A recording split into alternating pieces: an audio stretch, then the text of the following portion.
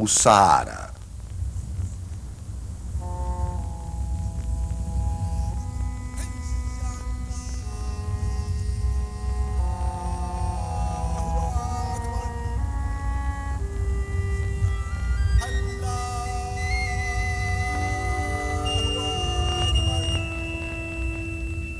Ao norte do Serengeti, estende-se um território proibido, onde o poder do sol torna a sobrevivência um desafio diário.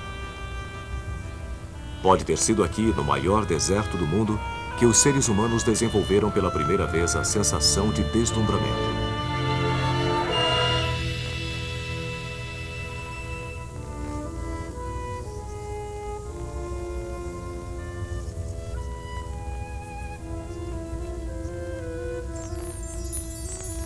Este é o Jardim de Alá. No islamismo, diz-se que Alá, o Senhor, retirou toda a vida animal e humana deste local para que ele pudesse caminhar em paz.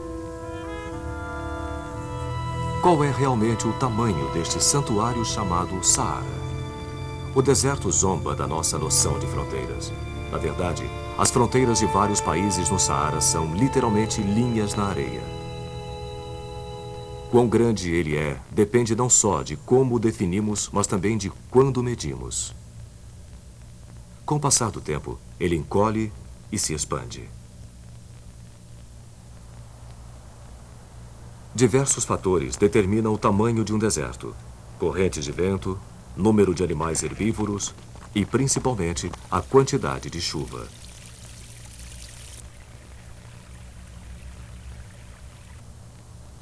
Apenas 1/7 do Saara é areia. As planícies de cascalho, chamadas regs, são bem mais extensas e ainda mais estéreis do que as áreas de areia chamadas ergs.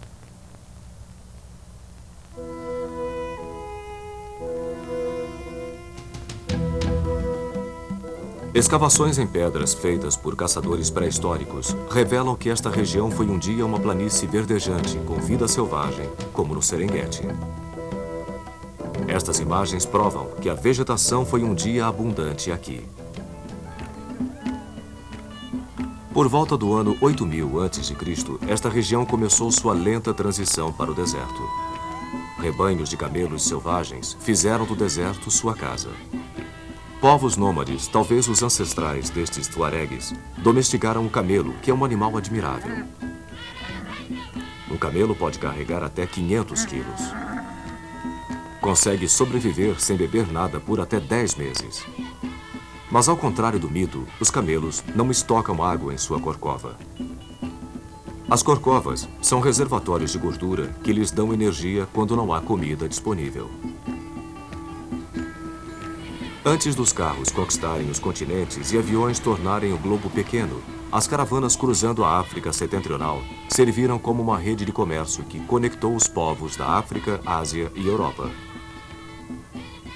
Fundada pelos tuaregues no século XV, Agadez, uma cidade da República do Níger, é um centro comercial. Apesar de todos os confortos da vida urbana, estas pessoas de véu amam o deserto acima de tudo. Viver no deserto com os camelos e as ovelhas é o modo de vida dos tuaregues. Nós só viemos para a cidade quando precisamos de alguma coisa. Agadez já viu muitas caravanas chegarem e partirem. Algumas rumo ao oeste, 1.200 quilômetros para Timbuktu, ou norte, 2.700 quilômetros até a costa mediterrânea. Outras viajam para o leste, cruzando o formidável deserto Teneri, levando cereais para as minas de sal de Bilma. Um dos segredos da sobrevivência no Saara é o sal. Ele pode ser mais precioso do que ouro, pois ajuda o corpo a reter água. No verão, quando o calor pode exceder 65 graus centígrados, é possível perder 4 litros de água por dia. Comer sal e beber água previnem a desidratação abaixo do implacável sol.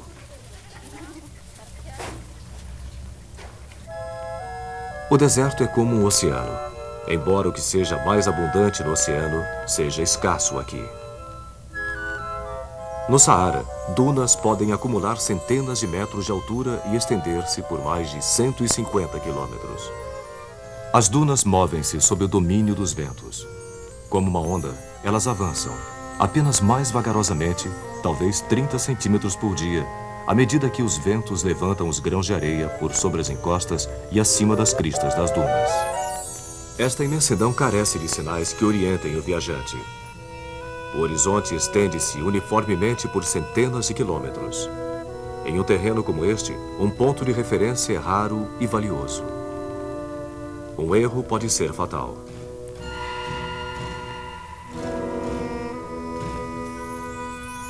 Se o viajante ler erroneamente as estrelas, ou falhar ou procurar um marco, ele perderá o oásis, a mais minúscula das ilhas neste mar sem água.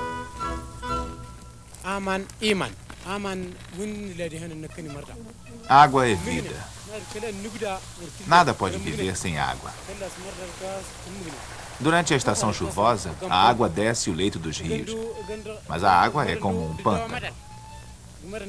Cavando um poço fundo, que vai nos dar boa água, e bebendo a água do poço, a gente não fica doente. Ao olhar rapidamente, o viajante acredita que o Saara não oferece nenhum sinal de vida. Do espaço, ele parece a superfície de um planeta estéril. No entanto, seres vivos fazem daqui sua morada. Tudo que sobrevive no deserto enfrenta um duplo desafio: conseguir água suficiente e evitar sua evaporação. Os insetos resolvem ambos os problemas facilmente. Das plantas e de outros insetos, eles extraem líquido. Esconder-se debaixo da areia os mantém frios. As plantas podem empurrar suas raízes debaixo da areia ou expandi-las lateralmente para capturar a umidade da superfície. Um simples arbusto pode ter 80 quilômetros de raízes.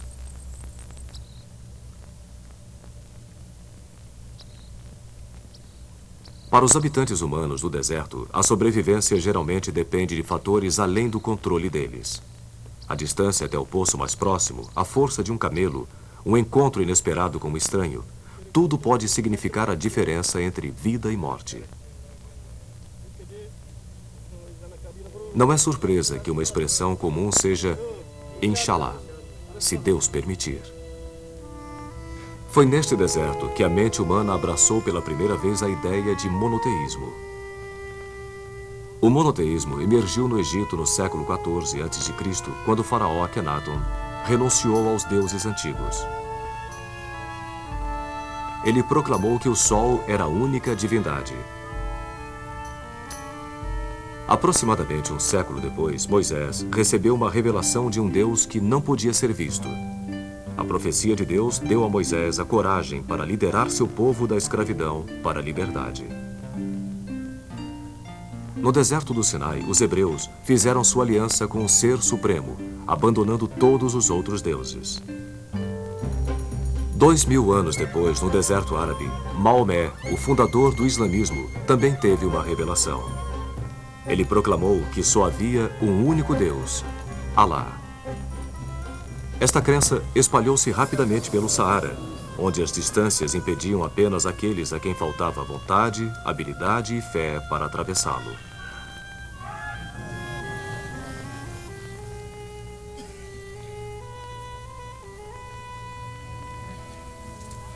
Tradicionalmente, os muçulmanos fazem uma peregrinação para Meca, sua cidade sagrada na Arábia Saudita, pelo menos uma vez na vida. Através dos séculos, milhões têm atravessado o Saara a caminho deste local sagrado. Se Deus o permitir, Inshallah, os viajantes vão alcançar seu destino antes de encontrar o que o destino lhes reservou.